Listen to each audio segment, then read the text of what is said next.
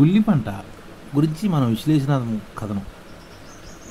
ఉల్లిని ప్రపంచవ్యాప్తంగా 140 దేశాలు పండిస్తున్నా ఇందులో ఎక్కువగా భారత్, చైనాయే ఎక్కువ పండిస్తుంది. ప్రపంచంలో ఉల్లి ఉత్పత్తులు 2వ స్థానంలో ఉన్న దిగుబడిలో మన భారతదేశం 90 స్థానంలో ఉంది. ఐర్లాండ్ దేశస్తులు హెక్టార్లో 67 టన్నులు పండిస్తున్నారు. మన దేశంలోని హెక్టార్కి 15 టన్నులే పండిస్తున్నాం. మనం ఐర్లాండ్తో పోల్చుకుంటే మనం చాలా తక్కువ ఉంటాం. ఇది అంటే ఐర్లాండ్ వాళ్ళు 67 టన్నులు పండిస్తుంటే మనం 15 టన్నులు పండిస్తూ ఉంటాం. దాదాపు మన తలసరి ఉల్లి వినియోగం 7 కిలోలు. భవిష్యత్తులో మన జనాభా 170 కోట్లు చేరుతున్నప్పుడు అప్పుడు అవసరమైన ఉల్లి ఉత్పత్తి కావాలంటే మనకి దాదాపుగా 2,85,00,000 టన్నుల ఉల్లిపాయలు మన రైతులు అదనంగా పండించాలన్నమాట. అంటే సంవత్సరానికి 2,85,00,000 టన్నులు. అంటే ఈ ప్రస్తుతం ఉన్న ఉత్పాదక రేటు 15 నుంచి 21 టన్నులు చేరాలన్నమాట. ఐరోపా, అమెరికాలో వచ్చినంత ఉత్పత్తి మన దేశంలో రాకపోవడం ప్రధాన కారణాలు సంకరజాతి వంగడాలు తక్కువగా మనం లభిస్తున్నాయి. దానికి తోడు యంత్రాల వినియోగం కూడా మనకి కోత అనంతర నష్టాలను కూడా మనం తగ్గించుకోలేకపోతున్నాం. మన దేశంలోని పురాతన సంప్రదాయ పద్ధతుల్లోనే తక్కువ కాల వ్యవధి గల వంగడాలను సాగు చేస్తున్నాం.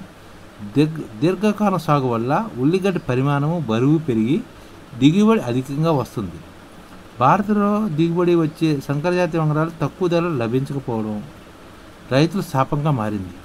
మహారాష్ట్ర, కర్ణాటక, ఆంధ్రప్రదేశ్, తెలంగాణ తదితర రాష్ట్రాలు పండిస్తున్న మహారాష్ట్ర, కర్ణాటకలో అధిక దిగుబడులు వస్తున్నాయి.